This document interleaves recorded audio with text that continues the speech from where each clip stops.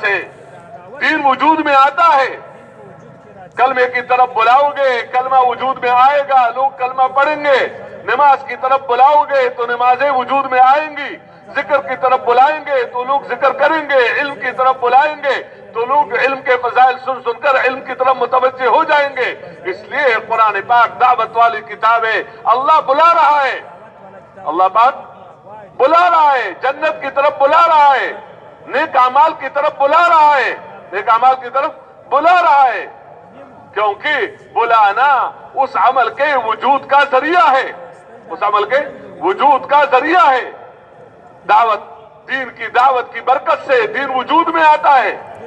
اب دنیا میں بھی دیکھیں, کسی چیز کی محنت کرو گے تو چیز وجود میں آئے گی, اور جب چیز وجود میں آئے گی تو اس کے منافع ملیں گے. اور کسی چیز کی محنت چھوڑ دو گے تو آہستہ آہستہ جو موجودہ چیزیں وہ بھی ختم ہوگی, اس کے منافع ختم ہو جائیں گے. اس لیے میرے محترم دوستو, جس نے بھی کلمہ پڑھا تو اس کا ایمان مضبوط ہو, اس کا اللہ کے ساتھ تعلق بڑھے, تو اس کو سب سے پہلے یہ کام دیا کہ یہی کہو, یہی کہو لا الہ الا اللہ, کہ اللہ ہی سے ہوتا ہے, اللہ کے غیر سے نہیں ہوتا. اب اگرچہ اس میں پٹھائیاں ہو رہی ہے اور آپ کہہ رہے ہیں کہ اللہ سے ہوتا ہے, اللہ تمہیں بچاتا کیوں نہیں ہے, اللہ تمہاری حفاظت کیوں نہیں کرتا, اللہ تمہارا کام کیوں نہیں بناتا. تم ہمارے بتوں کے بارے میں کہہ رہے ہو کہ ان کے ہاتھ میں نفع اور نقصان نہیں ہے, وہ بت تو ایک طرف کرو, ہم ان کے ماننے والے ہیں, ہم تمہیں مار رہے ہیں, ہم تمہیں پریشان کر رہے ہیں, ہم تمہارے ساتھ گویا ایک ظلم اور زیادتی کر رہے ہیں, لیکن تمہارا بچانے والا کون ہے. لیکن اللہ پاک اپنے بندوں کو اپنے ساتھ ملانے کے لیے اور اپنا قرب اور اپنا تعلق دینے کے لیے ان تمام حالات سے اللہ گزارتا ہے. یہ بھی ایک امتحان ہوتا ہے کہ دیکھو ان حالات میں کون اللہ کے وعدوں پر یقین کر کے مشاہدے کے خلاف اور یہ سمجھے کہ جو ہمارے ساتھ ہو رہا ہے یہ اللہ کے مشیت اور اللہ کے ارادے سے ہو رہا ہے, اللہ کے ارادے سے ہو رہے, اور اللہ کے وعدے حق ہیں اور اللہ کے وعدے سچ ہیں, اور اس پر اللہ ہمیں بہت کچھ دے رہا ہے, ہمارا تعلق اللہ کے ساتھ بڑھتا ہے. اس لیے ان حالات کی وجہ سے ہم نے دعوت کے کام کو نہیں چھوڑنا ہے.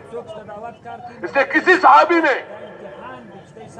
حکم کے ساتھ ساتھ محنت کرتے رہے, لیکن کسی نے اس کو چھوڑا ہو, ایسا نہیں ہے. طریقے مختلف ہو سکتے ہیں, کبھی سرن ہے تو کبھی جہرن ہے, تو کبھی کس حال میں کبھی کس حال میں.